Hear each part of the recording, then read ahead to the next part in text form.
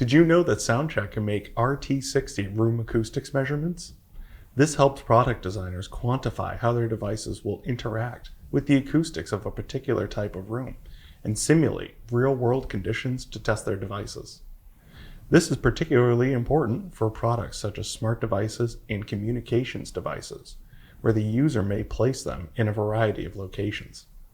Test environments to simulate these must be carefully designed and fully characterized with known reverberation time, that's the signal decay time, and clarity, the ratio of early reverberations to late reverberations.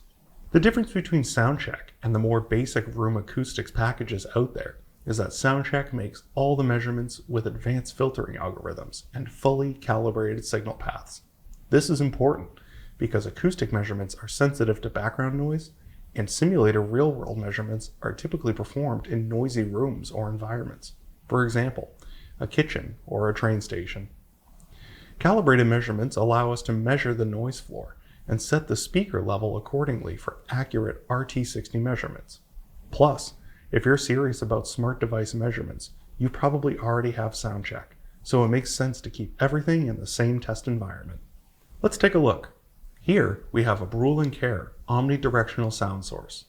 These speakers are all connected in parallel to radiate sound evenly and in phase in all directions. We're going to capture the sound with 4 of our own SCM microphones connected to the AmpConnect 621 audio interface, which has 6 inputs and 2 output channels. The test sequence, which is available free of charge on our website, plays a continuous sine sweep out of the omnidirectional sound source, and the room response is recorded with the 4 microphones.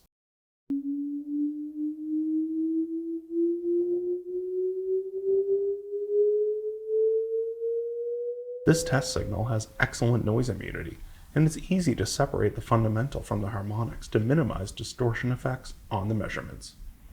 Room acoustics values are then determined using a backwards integrated impulse response method. This method is very fast and requires just 1 measurement at each location.